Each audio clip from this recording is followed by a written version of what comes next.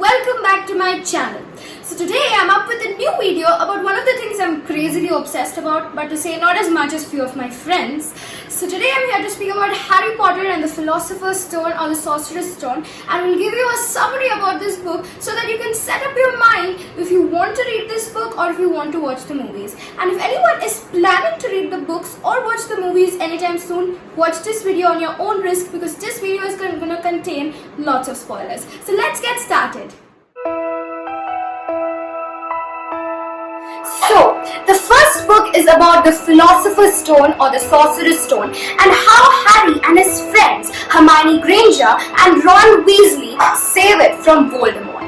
So, the story begins showing that a tiny baby Harry, 1 year old, is left on the doorstep of Privet Drive number 4 for his aunt and uncle because his parents died in the most awful fate and were murdered by the darkest wizard of those times, Lord Voldemort himself.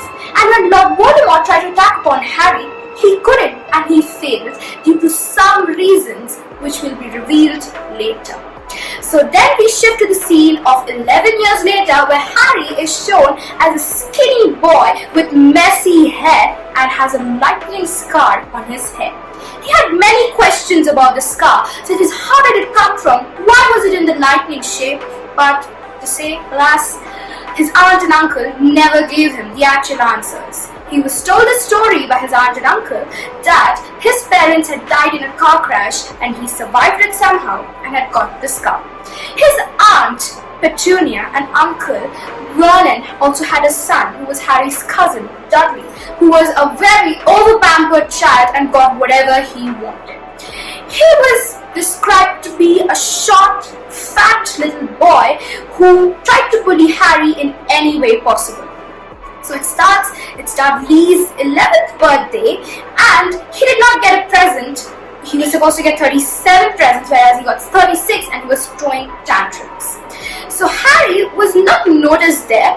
So after that, what happens, Harry starts receiving some letters from a place called Hogwarts, but unfortunately he does not know it's coming from Hogwarts and he hands over the letter by mistake or is snatched away. The letter is snatched away by him from his aunt and uncle and they know what that letter was all about. And they start avoiding Harry, but alas they can't do that since they live in the same house and Harry will get to the bottom of why that letter was coming.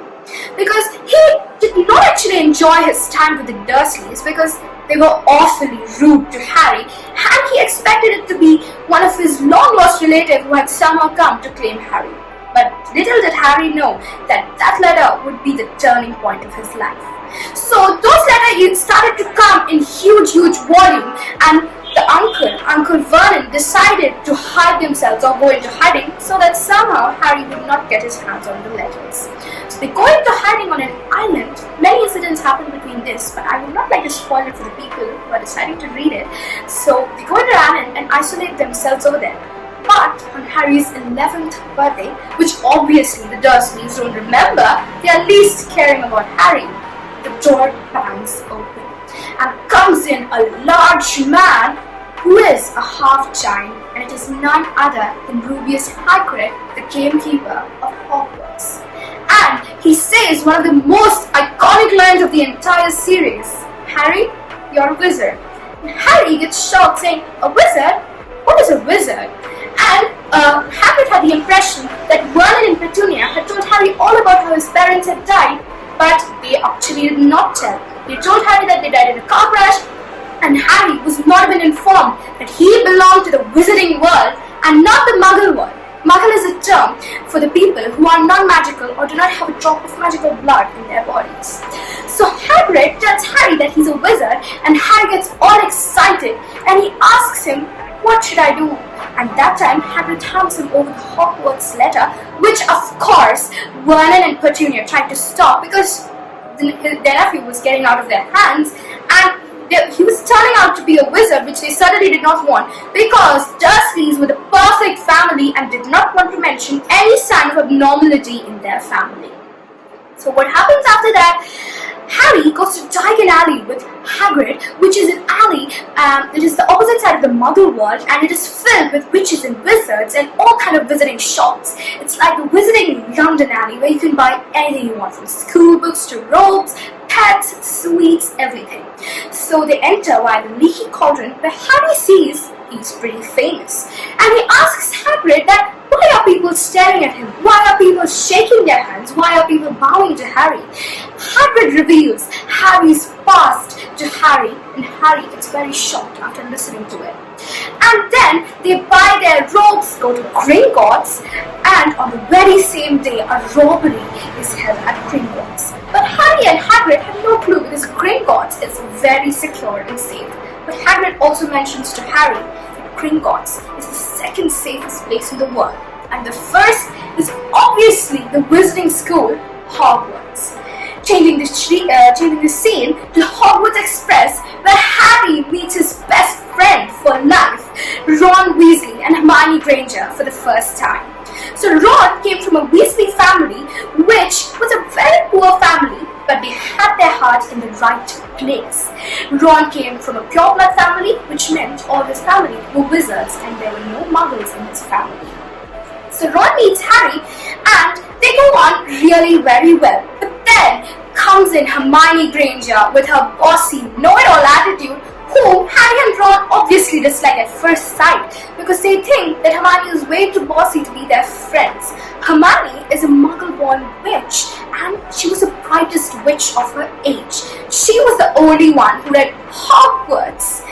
Okay, Hogwarts a history, and yeah, she was probably the only one, and Harry and Ron were not pleased with it because they were not into academics that time. And then Harry gets to know about all the houses at Hogwarts: Gryffindor, Ravenclaw, Hufflepuff, and Slytherin. He also gets to know he did not know where his parents were, and Ron tells him the details about each and every house and how Slytherin had turned out the most dark witches and wizards of their time. Harry obviously did not want to get sorted into Slytherin, and Gryffindor was the house he really wanted to get sorted in.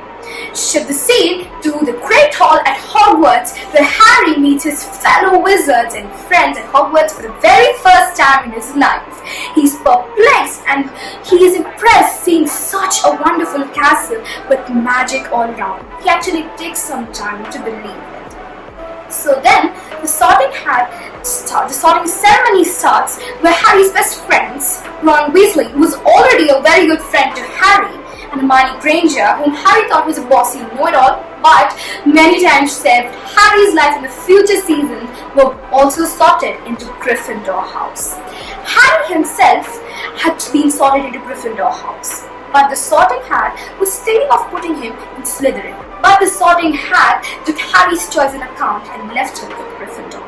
He eventually also meets Draco Malfoy, a bully in the school, who wants Harry of not being friends with Ron because his family is extremely poor, and Harry obviously sticks up with Ron and shoos away Malfoy. Harry also has a remarkable talent in Quidditch, just like his father, and was selected as a Seeker in the Gryffindor House. So Harry plays as a Seeker and is the youngest player to play for the Gryffindor House, in fact any other house, because no first year were allowed brooms, and he also gets the best broom of those times, Nimbus 2000, which he absolutely loved. Quidditch was his thing, which he really looked forward to.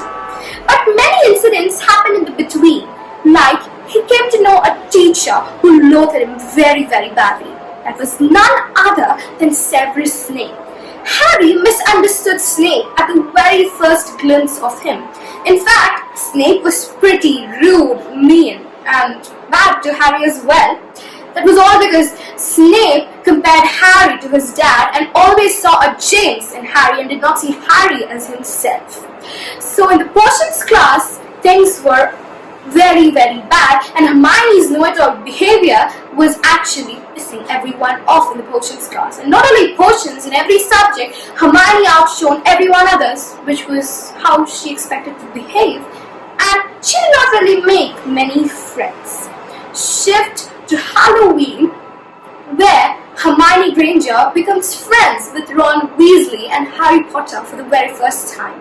They're having a great time at the Halloween feast, where Professor Quirrell, who used to wear a purple turban, and there's a story behind it as well, comes running into the Great Hall screaming, "There's a troll in the dungeon," and faints. And then there's a huge chaos and panic in the Great Hall, which had to be silenced by Dumbledore himself. And then they all lead back by Ron's elder brother, Percy, who leads them back to the Gryffindor house. But before that, what happened was, Ron had actually been a little, pretty very much rude to Hermione, which upset her very badly, and she was crying in the girls' toilet. And Harry remembered that Hermione did not know about this troll, and they had to save Hermione. So Harry told Ron that they have to save Hermione, and he ran to the girls' toilet, where some events happen, and unfortunately the troll gets trapped in the girls' toilet. Harry, Ron, and Hermione fight the troll, and Hermione lies to the professor, something she would never even do. She's one of those people who always likes to stick to the rule, but she lied for her friends, Harry and Ron. But that's where that golden trio's golden moment and golden friendship starts from. Things take unexpected turns, and Harry was as well jinxed, and his broom was jinxed in his first Quidditch match. And they also get to know that the thievery which happened at Gringotts on his birthday was in fact of the Philosopher's Stone. This basically happened because Hagrid let out a lot of stuff. Obviously, he did not want to let it out to Harry, Ron, and Hermione, but he could not control himself. And Harry, Ron, and Hermione decide to hunt down the Philosopher's Stone on their own. And Harry also had this burning pain on his scar, which mostly happened whenever Voldemort was near him. And he suspected that Snape was a culprit behind this. But little did they know that there was someone behind this who was out of their suspects list completely. So what happens one day, they decide to go and seek the Philosopher's Stone and protect it from Snape, but Snape was actually not the thief. And many things happen, such as they see the mirror of Erised, Harry sees his parents for the very first time talking to him, and things happen, he's stopped by Dumbledore. Those are very tiny details which you will see if you read the books or watch the movies. But I will not go into details of all of those because that will totally ruin the watch or the read for you. So after that, what happens, Harry, Hermione, and Ron get past many levels of protection which was set by the teachers of Hogwarts so that the thief could not penetrate into the place where the Philosopher's Stone was kept.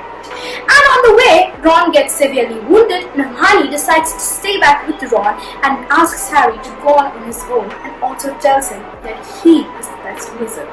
And Harry goes in, and to his utter surprise, he sees Professor Quirrell there, which was not supposed to happen. He actually expected Professor Snape to be stealing the Philosopher's Stone. But things take an ugly turn there, where Professor Quirrell opens his turban, and on the back side of the head of Professor Quirrell, he sees the face of he who must not be named, Lord Voldemort himself. This was Lord Voldemort's attempt to seek the Philosopher's Stone so that he could remain immortal forever. The Philosopher's Stone was basically whoever drank it would remain immortal forever, like how Nicholas Flamel remained immortal till the time Harry and Dumbledore. Harry took off the Philosopher's Stone, and Dumbledore decided to destroy it so that Voldemort could not target it once again. And this is how things happen in the Harry Potter and the Philosopher's Stone. If you ask me, this is a very nice book and a perfect introduction to the series because it does not go in too much in-depth details and not too much details for us to take about the wizarding world, and this thing slowly advances as things start to get better. So I hope you enjoyed this video, and I hope you enjoyed the Harry Potter and Philosopher's Stone summary, and it will be something you all will look forward to reading or watching. Bye guys, that is it for today. I will be back with the Chamber of Secrets very soon, which is the second part. Bye, have a great time.